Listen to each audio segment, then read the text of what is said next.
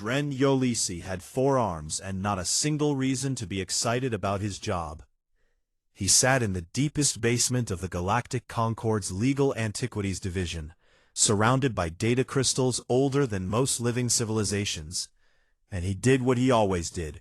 He sorted them, cataloged them, and filed them away where nobody would ever look at them again.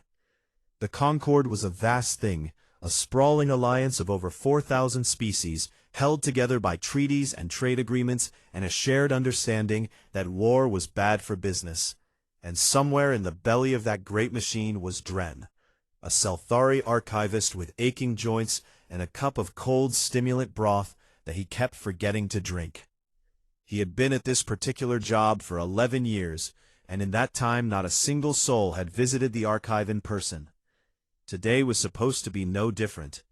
He was halfway through a crate of documents from the pre-Concord era, things so old they were stored on physical crystal rather than digital networks, when his lower left hand brushed against something that made his skin prickle. It was a treaty compact, sealed with energy signatures he did not recognize, and it was labeled in a script so ancient that his translation software needed 3 full minutes to process it.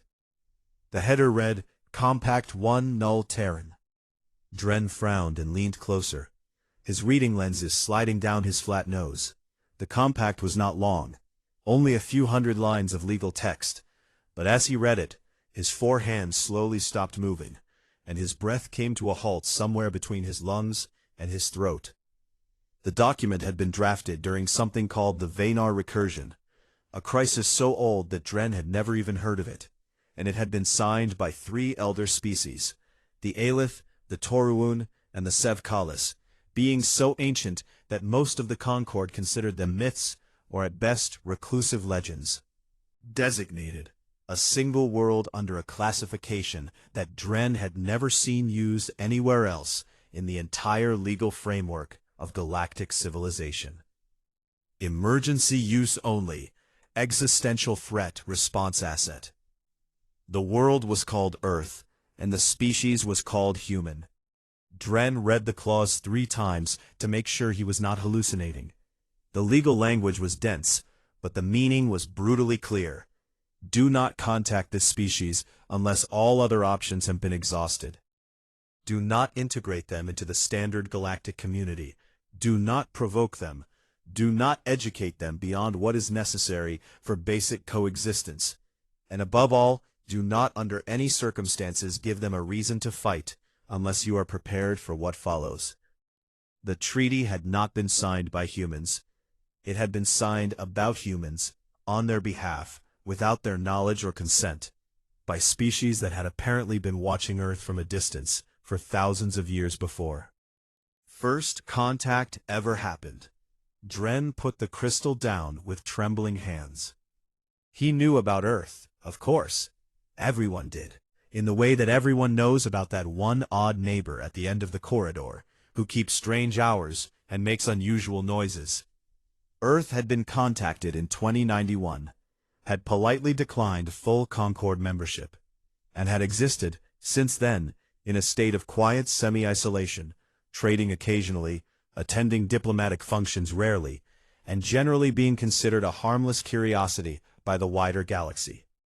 Humans were short-lived, loud, emotionally unstable, and spent an astonishing amount of their energy arguing with each other about things that other species had settled millennia ago.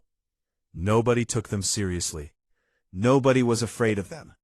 But somebody had been, once, and that somebody had been afraid enough to write a treaty that essentially said, these creatures are a weapon of last resort, and you should only point them at a problem if you have already accepted that everything else has failed. Dren filed an urgent report with his supervisor. His supervisor glanced at it and told him to stop wasting time on ancient paperwork. He filed a second report with the division chief. The division chief told him that Earth was a backwater and that pre-Concord treaties had no legal standing, and to please go back to his basement. Dren considered filing a third report, but decided that the universe clearly did not want to listen to a middle-aged archivist with sore joints and cold broth. And then, 3 frontier systems went dark. The reports came in fragments, distress signals that cut off mid-transmission, automated defense platforms that fired everything they had and then simply stopped existing. Entire orbital stations reduced to expanding clouds of debris in the time it took to send a warning. Something had come through the outer boundary of known space. Something that the Concorde's long-range sensors had barely detected before it was already among the frontier colonies, and it was not stopping, not negotiating, not even communicating. The intelligence services gave it a name within days, the Keth Ruin. An extragalactic predatory intelligence, a swarm fleet of organic and mechanical hybrid vessels that consumed everything in their path. Not for resources, not for territory, but because consumption was what they were. The way a fire does not choose to burn, it simply burns because that is the only thing it knows how to do. The Concorde's military council convened for the first time in 900 years. Dren watched the emergency broadcast from his basement, his 4 hands wrapped around his broth cup, his stomach cold and tight. The council members argued, as council members always do, about jurisdiction and resource allocation and chain of command, and while they argued, a 4th system went dark, and then a 5th. Then someone, Dren never found out who, pulled up the old contingency files. The files that nobody had looked at in thousands of years. The files from the time before the Concorde, from the age of the elder species, from the era when the galaxy had faced threats like this before, and had built emergency plans that were meant to gather dust forever. Compact 1 Null Terran appeared on the Council's main display. The room went quiet. Dren could see it on the broadcast feed. Dozens of the most powerful beings in the galaxy, representatives of civilizations that had mastered faster-than-light travel and terraforming and the fundamental forces of physics, all staring at a single line of ancient text that told them their last hope was a species they had spent 3 centuries ignoring. Emergency use only. The silence lasted a long time. And somewhere on a small blue world, at the unfashionable end of the Orion Arm, 8 billion humans went about their day, with no idea that the galaxy had just remembered they existed. High Emissary Torvun K had never visited Earth and had never wanted to. He was Ulathi, tall and silver-skinned, and possessed of the kind of effortless superiority that came from belonging to a species that had achieved interstellar travel while humans were still figuring out bronze. And he had been chosen for this mission because the Concorde believed that invoking an ancient treaty with a minor species required someone impressive. Torvun was very good at being impressive. His shuttle descended through Earth's atmosphere on a bright Tuesday morning and landed on the grounds of the United Earth Assembly in Geneva, a city that struck him as cluttered and old and strangely charming in the way that primitive things sometimes are. He was met by a security detail of human soldiers who were shorter than him by a full head and who carried weapons that looked to his trained eye like they had been designed by people who expected everything to go wrong at the same. He was escorted into a large hall where the Secretary General of the United Earth Assembly was waiting for him. Her name was Adeze Okonkwo, and she was in her 70s, and she had the kind of face that had smiled 10,000 smiles and meant about 6 of them. Torvun presented the treaty with ceremony and gravitas, unfolding the translated text on the diplomatic display and explaining in his most resonant voice that the Galactic Concorde was formally invoking Compact 1 Null Terran, and that Earth was being called upon to fulfill its designated role as an emergency response asset in the face of an existential threat to galactic civilization. He expected shock, perhaps gratitude, maybe even tears. Okonkwo read the treaty carefully, from beginning to end, her reading glasses perched on her nose, her lips moving slightly as she worked through the ancient legal language. Then she started laughing. It was not a warm laugh. It was not a grateful laugh. It was the kind of laugh that a person makes when they have just been told something so outrageous that the only alternative to laughing is throwing something heavy at the person who said it. She took off her glasses and looked at Torvald with eyes that could have cut diamond.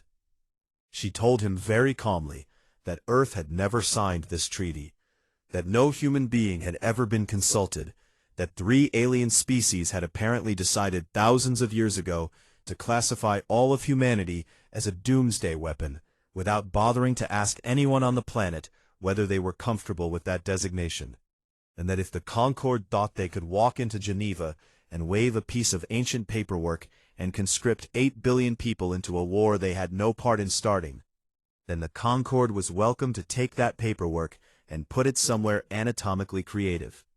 Torvald, who had never been spoken to like this by anyone, attempted to invoke legal obligation. Okonkwo's legal team, a group of 12 humans who had been sitting quietly in the corner and who collectively radiated the energy of people who had been waiting their entire careers for exactly this moment, dismantled every single one of his arguments in under an hour. The treaty had no human signatories. It had been drafted without consent. It violated 17 different articles of the Concord's own charter on species sovereignty.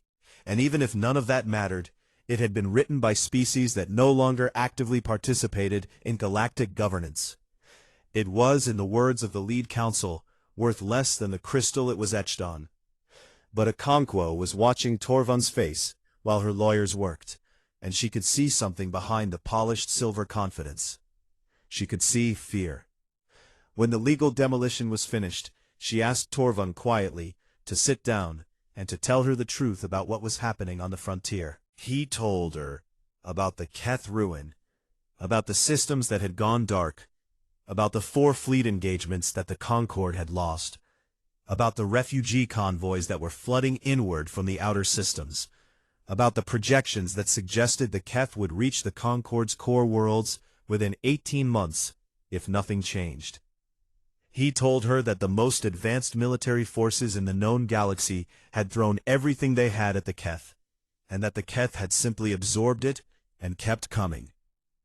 He told her that trillions of beings across thousands of worlds were going to die. Okonkwo sat very still for a long time after he finished. Then she called an emergency closed session of the United Earth Assembly. The debate that followed was the most violent political argument in human history that did not actually involve physical violence, though it came close twice. Half the delegates wanted to tell the galaxy to handle its own problems, and their argument was strong. Humanity owed the Concord nothing. The Concord had ignored humanity for 3 centuries. The treaty was an insult, and Earth had its own people to protect. The other half could not stop thinking about the numbers. Trillions of civilians, billions of children, entire species who had done nothing wrong except exist in the path of something that was coming to eat them. The argument raged for 2 days. On the evening of the 2nd day, General Liang Wei, commander of Earth's Combined Defense Forces, asked to address the assembly. He was a quiet man in his 60s, thin and straight-backed, and known for saying very little and meaning every word of it. He did not talk about the treaty, or about legal obligations, or about what the galaxy owed humanity, or what humanity owed the galaxy. He talked about history. He talked about all the times in human history when someone somewhere had been in trouble and someone else had said it was not their problem, and he talked about what happened after. About the silence that comes when people look back and realize they could have done something and chose not to. He said that humanity had spent most of its history being the thing that other people needed saving from, and that maybe, just once, they could be the thing that showed up when the call went out. He did not raise his voice. He did not need to. The vote passed by 11 votes. 11 votes out of 412 delegates. A margin so thin you could cut yourself on it. And half the room was in tears, and the other half was furious, and Okonkwo herself looked like a woman who had just agreed to walk into a burning building because someone inside was screaming. She contacted Torvald that evening. She told him Earth's answer. She said they would come, but the treaty was void as of this moment. And humanity was not coming as the Concorde's emergency weapon or its contingency plan or its tool of last resort. They were coming because they chose to, freely, and with full knowledge of what it would cost. And when the war was over, the Concorde would answer for what the elder species had done. She said all of this in a voice that was perfectly steady and perfectly clear. Torvund, High Emissary of the Galactic Concorde, who had built an entire career on always having the right words for every occasion, opened his mouth and found that for the first time in his life he had absolutely nothing to say. Somewhere in the basement of the Legal Antiquities Division, Dren Yolisi watched the broadcast of a Conquo statement and felt something he had not felt in 11 years of filing dusty paperwork. He felt hope, and it terrified him. The Concorde's combined fleet was stationed at Velen Station, a massive orbital platform that served as the Alliance's primary military staging point. And it was from Velen Station that the greatest naval commanders of 100 species watched the human fleet arrive and collectively felt their confidence shatter into very small pieces. Concorde warships were beautiful things, sleek and symmetrical and shimmering with layered energy shields, designed by civilizations that had turned engineering into an art form and warfare into a precise and elegant science. The human fleet looked like it had been built by angry people in a hurry. Task Force Prometheus came through the transit corridor in a ragged formation that made Concorde tacticians wince. A collection of vessels that ranged from escort frigates to heavy cruisers to the thing in the center that nobody could stop staring at. The UES Consequence was not really a ship in the way that Concorde officers understood ships. It was a mobile weapons platform, roughly the size of a small moon, covered in layered armor plating that looked like it had been welded on by hand, studded with weapon batteries of at least 9 different types, and trailing sensor arrays and communication dishes and what appeared to be emergency repair drones, like a sea creature trailing tentacles. It was the ugliest thing anyone at Velen Station had ever seen, and it radiated menace the way a star radiates heat. Admiral Sana Murray arrived at the War Council in a uniform that was slightly creased and boots that had actual scuff marks on them. And she shook hands with the Concorde commanders with a grip that several of them later described as disturbingly firm. She was in her 50s, compact and dark-haired, with a scar along her jaw from a training accident she never bothered to have removed because she said it reminded her to pay attention. She listened politely while the Concorde War Council presented their battle strategy, a coordinated multi-vector engagement plan that used precise shield harmonics and synchronized weapon frequencies to create overlapping fields of fire. It was the same basic approach they had used in the 4 previous engagements with the Keth, the 4 engagements they had lost. When they finished, Murray nodded and said she appreciated the presentation, and then brought up her own tactical display. The Concorde commanders stared at it in silence. Human military doctrine did not look anything like what they were used to. Where Concorde's strategy was built around efficiency and optimization, around finding the single best approach and executing it perfectly, human doctrine was built around the assumption that the single best approach would fail, and that the second best approach would also fail, and that the third best approach would probably fail too. And so every human ship carried enough redundant systems and backup plans and alternative weapons to keep fighting through failures that would have left a Concorde vessel dead in space. Every human warship had at least 3 independent bridge modules, so that if one was destroyed, command could transfer instantly to another. Every critical system had 2 backups. Every weapons array could operate independently of the central fire control network. And every corridor was designed to be sealed and isolated, so that a ship could lose half its sections and keep fighting with the other half. The weapons were the part that truly disturbed the Concorde officers. Concord warships typically carried one or two weapon types, optimized for maximum effectiveness. The philosophy was that one perfect tool was better than 10 adequate ones. Human ships carried everything: kinetic accelerators, directed energy weapons, missile batteries, electromagnetic pulse generators, point defense systems, and in some cases, what appeared to be nuclear-pumped warheads. The Concorde had banned 3,000 years ago as unnecessarily destructive. When asked about this, Mireille smiled and said something that the Concorde translators had difficulty processing because it contained a concept they had no word for. She said that human military philosophy was based on the idea that any weapon could be countered, any defense could be broken, and any plan could fall apart. And so the goal was not to be perfect, but to be unpredictable, to give the enemy so many different problems at the same time that they could not solve all of them at once. She called it the doctrine of excessive force, and she did not apologize for it. The first engagement happened 3 days later at the Sorath system, where a Keth Harrow fleet of approximately 600 vessels had been consuming the outer planets and converting their mass into more Keth ships. Task Force Prometheus entered the system alongside a Concorde support fleet and immediately broke formation in a way that made every Concorde officer watching feel physically ill. Human ships did not fight in neat lines or coordinated patterns.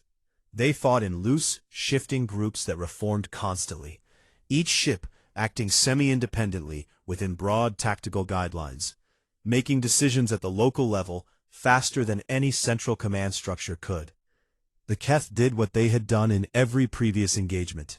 They analyzed the incoming weapons fire, adapted their defenses to counter it, and pressed forward with overwhelming force. Against Concorde fleets, this had worked every time, because Concorde ships all used the same weapons and the same tactics, and once you had adapted to one, you had adapted to all of them. Against humans, it was like trying to adapt to chaos. The first wave of human fire was kinetic, high-velocity projectiles slamming into Keth vessels with raw physical force.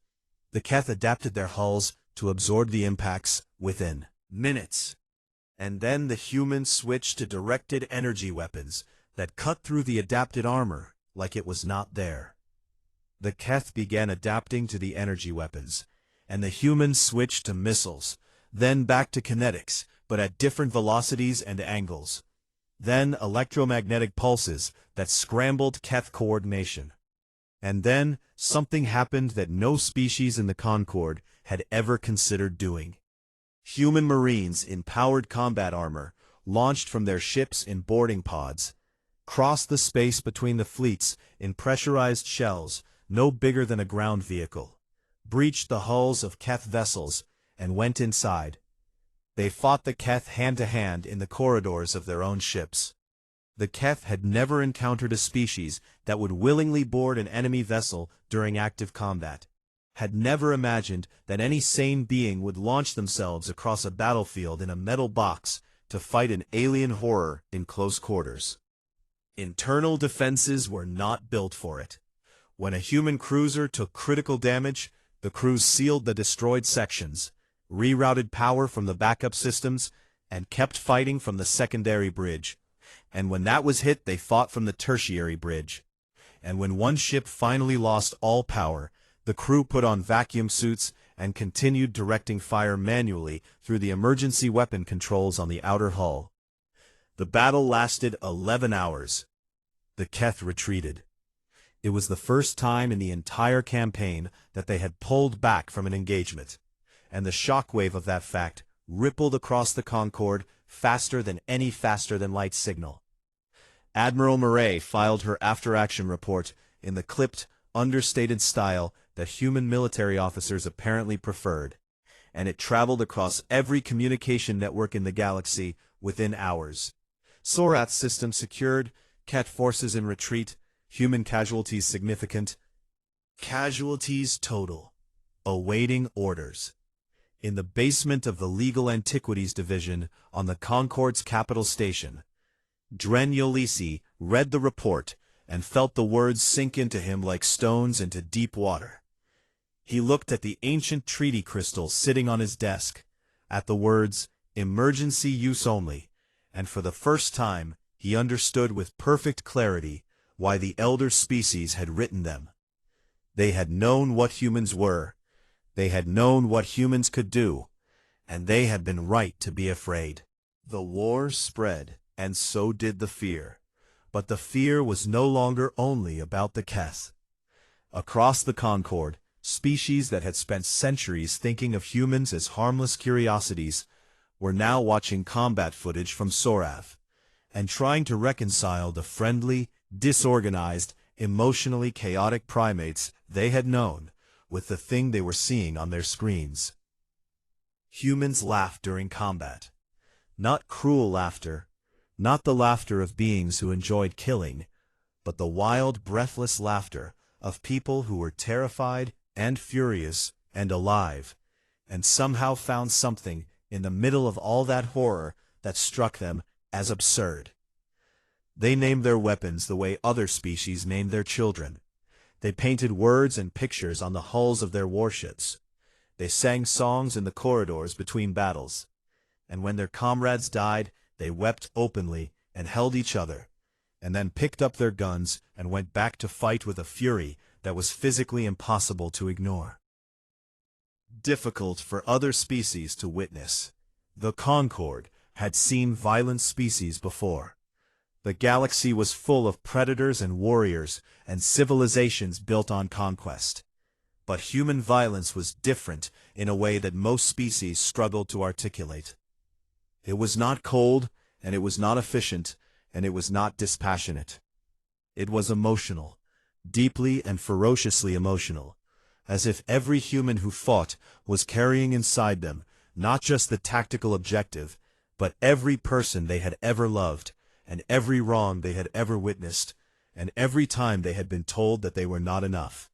And all of that came pouring out in the way they fought, and the way they mourned, and the way they refused to stop. Drenyolisi, still digging through the deepest layers of the archive, because nobody had told him to stop, and because he had become obsessed in the way that only a very quiet person who has discovered something enormous can become obsessed, found the rest of the story. Buried beneath compact one null Terran were thousands of pages of observation notes, compiled by the three elder species over a period of roughly 8,000 years. The Aelith, the Tauruan, and the Sevkalis had watched Earth from a distance long before anyone in the modern Concord knew it existed. And what they had seen had sparked a debate among them that lasted centuries. The debate was simple. Should they destroy humanity or preserve it? The observation notes documented human history in exhaustive detail. Every war and every genocide and every atrocity, and the elder species had watched it all with the clinical horror of beings who had left that kind of violence behind so long ago that it felt like reading about a disease they had been vaccinated against. There had been a strong faction among the elders who argued that humanity was too dangerous to leave alone, that sooner or later they would reach the stars and bring their chaos with them. The merciful thing would be to end them quietly before they became a galactic problem. But another faction had argued something different. They had pointed to the other side of human history, to the part that the Destroy Them faction kept trying to ignore. The art, the music, the literature, the way humans threw themselves into love with the same reckless intensity they threw themselves into war, the way they built hospitals next to battlefields and wrote poetry in the trenches, and forgave enemies who had burned their cities to the ground. The second faction argued that humanity's greatest danger was not their violence. It was their empathy. Humans felt things with an intensity that was difficult for elder species to comprehend. And that intensity was contagious.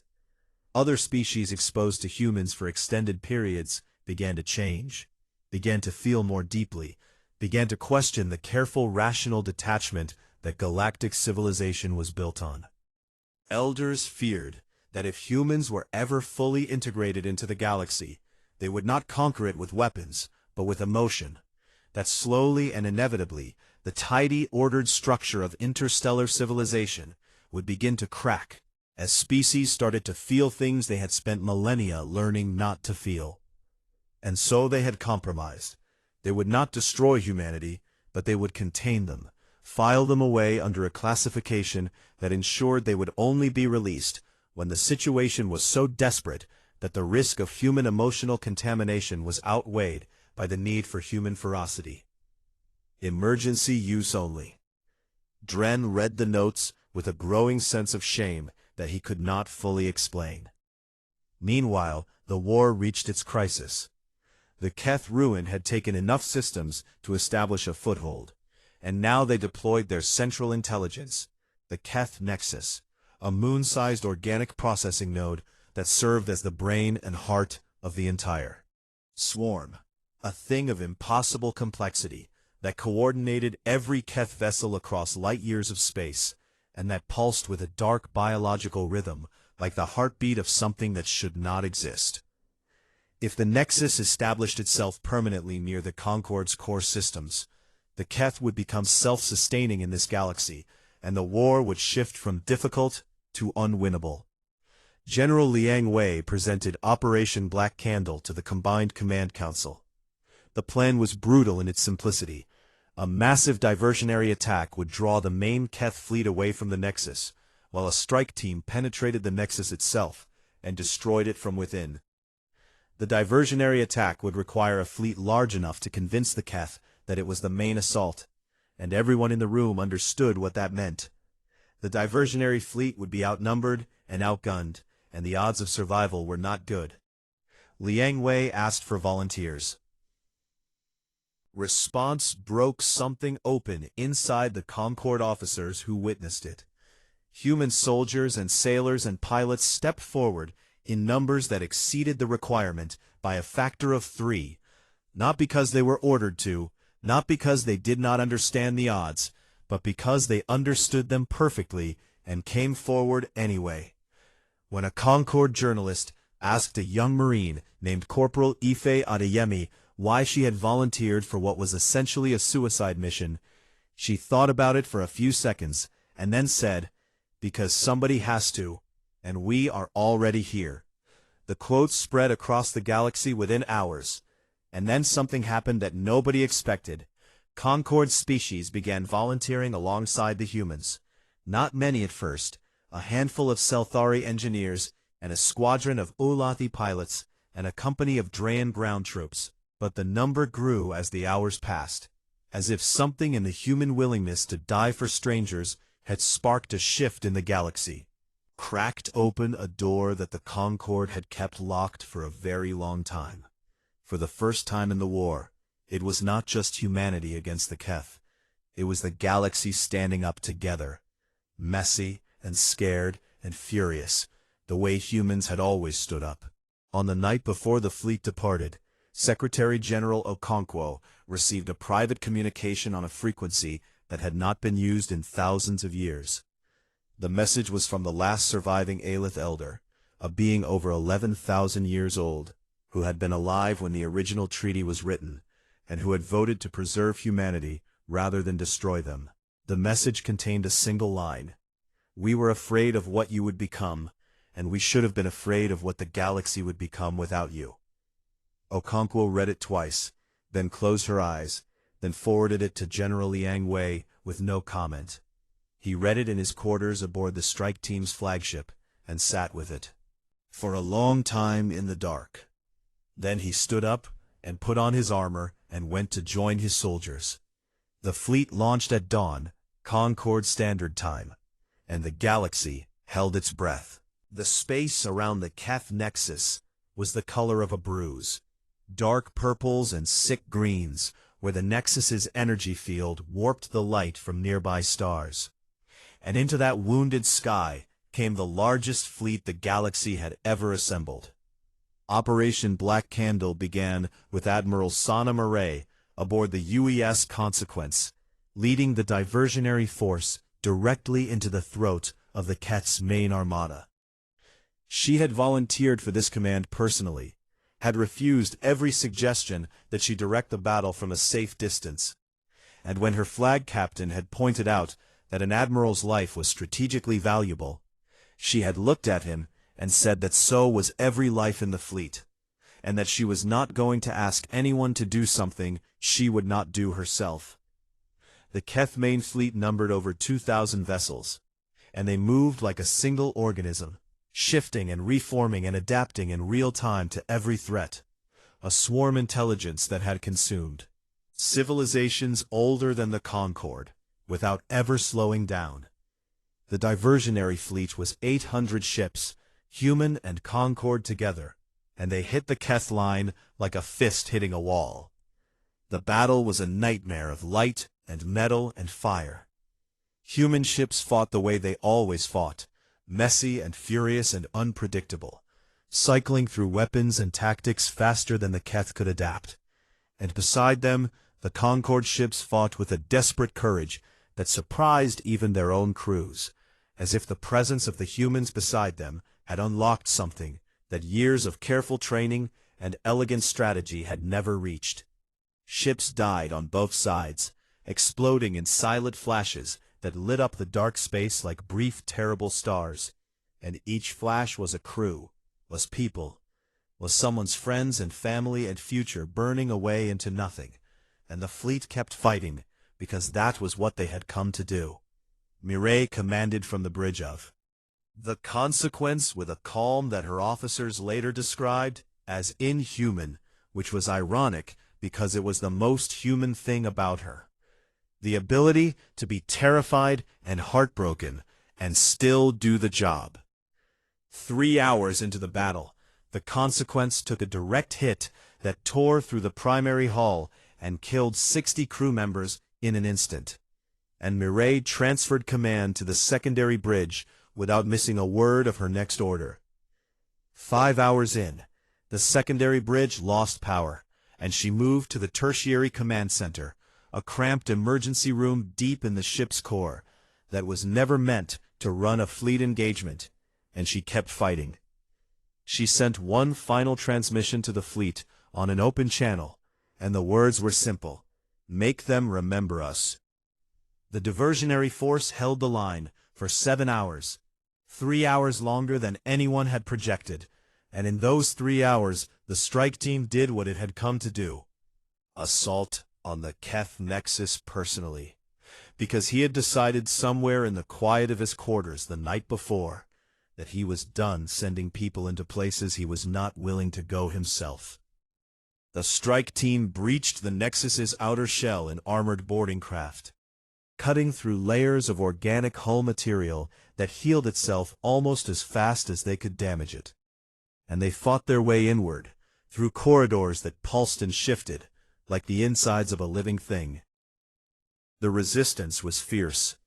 Keth internal defenders, creatures of chitin and metal that fought with mindless ferocity, pouring through the corridors in waves that the strike team cut down and climbed over and pushed through with a stubbornness that the Keth had no framework to understand. And then they reached the core. What they found there changed everything. The center of the Keth nexus was not a command center. It was not a brain in any way that the strike team had expected.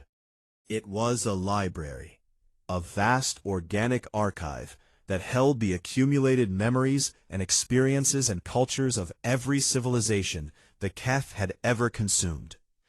Thousands of species, millions of years of history, art and music and language and memory, all of it absorbed and stored and held in a structure that pulsed with something that Liang Wei's science officer quietly identified as pain. The Nexus was not just a processing node, it was a graveyard of minds, and it was aware, and it was suffering. The Keth did not choose to consume, they were compelled to, driven by a biological imperative encoded so deeply into their structure that they could not stop any more than a human heart could choose to stop beating. And everything they consumed became part of the Nexus, became another voice in a chorus of trapped consciousness that had been screaming for longer than human civilization had existed. Liang Wei stood in the core of the Nexus and made a decision that no tactical manual had ever covered, and no Concord commander would have even considered. He ordered his communications team to open every channel they had, and to upload into the Nexus everything they could transmit. Human music, human poetry, human stories, human prayers, lullabies and love songs and eulogies, and the recorded laughter of children, and the quiet words people say to each other when they think no one is listening. Not as a weapon, as a witness. He was telling the trapped minds inside the Nexus that someone had heard them, that someone knew they were there, that their existence had not gone unnoticed by the universe. The effect was immediate and devastating. The Nexus destabilized, its energy patterns fragmenting as the stored consciousnesses inside it responded to the transmission with something that the science officer could only describe as recognition. As if beings that had been locked in darkness for millennia had suddenly seen a light and were reaching toward it. The Keth fleet lost coordination instantly, ships drifting and colliding and firing randomly as the intelligence that bound them together came apart. The combined fleet pressed the advantage with everything they had left. The Nexus collapsed, not in an explosion, but in a slow dissolving, a fading, like a held breath finally being released. And Liang Wei's team barely made it out before the structure came apart around them. The war did not end in a single day. Scattered Keth elements would take years to hunt down and neutralize. But the existential threat was broken. The Nexus was gone, and the galaxy was going to survive. Admiral Murray survived. The consequence was a drifting wreck, half its compartments open to vacuum, and she was pulled from the tertiary bridge by a Selthari rescue team with 4 gentle arms, who carried her to a medical shuttle as if she were made of glass. When she woke up, the first thing she asked was whether the strike team had made it. And when they told her yes, she closed her eyes and did not open them again for 14 hours. General Liang Wei survived with the loss of his left arm, which he refused to have replaced with a prosthetic, because he said he wanted to remember what it cost. The Concorde changed, not all at once, and not without resistance. But it changed because it could not go back to what it was before, could not pretend that the careful ordered hierarchy of elder species and younger species and species filed away under emergency classifications was anything other than what it had always been. A way of avoiding the complicated, messy, painful work of actually treating everyone as equal. Compact 1 Null Terran was formally annulled in a ceremony that Okonkwo attended in person, and in its place, Earth was offered full membership in the Concorde, and this time they accepted, but with conditions. No more classifications, no more filing species away, no more deciding behind closed doors who gets to matter and who gets to be a contingency plan. Okonkwo addressed the full Concorde Assembly, and she did not give the kind of speech that people expected. She did not talk about victory or triumph or human superiority. She talked about the dead, about the ships that did not come home, about the cost measured in people who would never see their families again. And she said that humanity did not save the galaxy because they were special. They saved it because they were stubborn and scared and angry, and because they could not stand the thought of sitting at home while someone else burned. Corporal Ife Adeyemi, who survived Black Candle against every reasonable probability, was asked by an alien journalist what humanity wanted now that the war was over. She thought about it for a long time. Then she said, "A seat at the table, and maybe a drink. We have had a long few years." And in the deepest basement of the Concorde's capital station, Dren Yolisi sat at his desk and filed the annulment of the oldest treaty in the archive, and then opened a new document, the first page of a new compact, a treaty of equal partnership between Earth and the Galactic Concorde. He stared at the blank page for a long time, his 4 hands resting on the console, and then he began to write. Let it be known that the species of Earth are not a contingency. They are not a last resort. They are not a weapon to be stored behind glass and used only when all else has failed.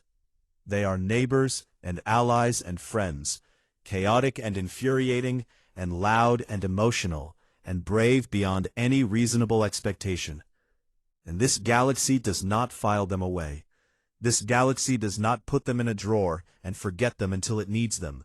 This galaxy sets them a place at the table, because they have earned it with blood and stubbornness and a terrible, beautiful refusal to let anyone face the dark alone. Document.